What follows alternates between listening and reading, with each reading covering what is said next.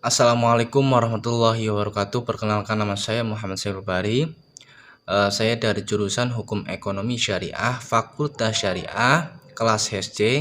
Di sini saya akan menjawab pertanyaan tugas ujian akhir semester mata kuliah Hukum Pidana.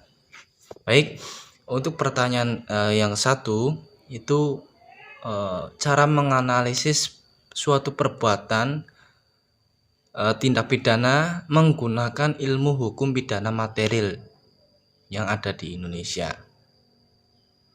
Baik, kita lihat unsur-unsurnya terlebih dahulu.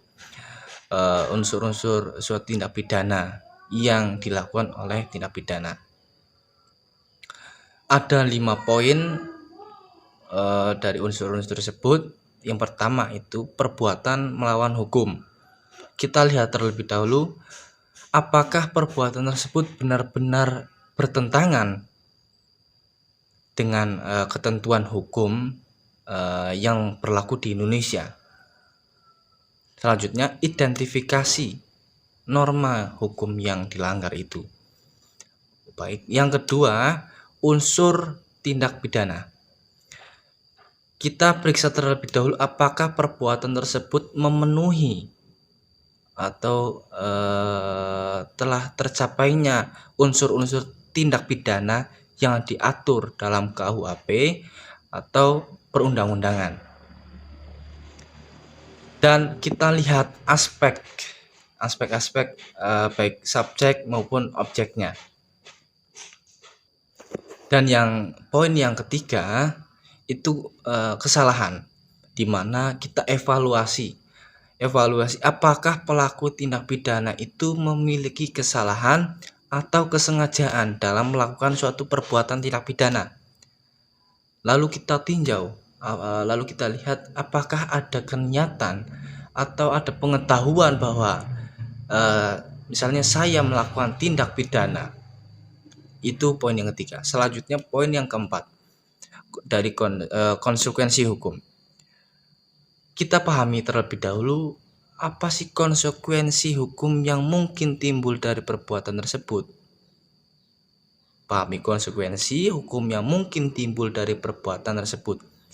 Lalu diidentifikasi terlebih dahulu sanksi atau hukuman yang dapat diterapkan atau sejajar atau sepadan dengan peraturan undang-undangan. Baik, selanjutnya poin yang kelima itu persyaratan hukum, di mana kita pastikan terlebih dahulu bahwa semua persyaratan hukum pidana material termasuk prosedur penyidikan dan persidangan telah terpenuhi dengan benar sesuai dengan prosedur, sesuai dengan ketentuan hukum yang berlaku di Indonesia saat ini. Itu berarti untuk cara menganalisis suatu perbuatan tindak pidana menggunakan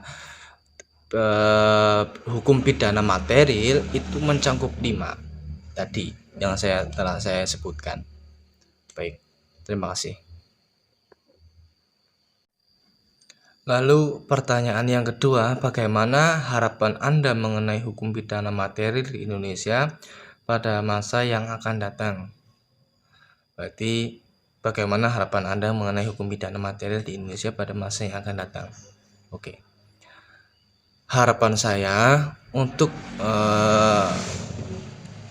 penegakan hukum pidana material di masa depan di Indonesia khususnya itu dilakukan secara adil, transparan, adanya transparansi hukumnya dan efektivitasnya. Dan dari saya diharapkan penerapan hukum pidana material dapat mengatasi kejahatan dengan memperhatikan HAM, hak asasi manusia, dan mendorong pencegahan kejahatan dan memberikan kepastian hukum. Selain itu berarti sistem peradilan yang adanya peradilan yang dilakukan secara efisien dan independen dan diharapkan dapat memberikan kepercayaan kepada masyarakat dalam penegakan hukum di Indonesia. Itu harapan saya untuk hukum pidana material di Indonesia. Baik, terima kasih dari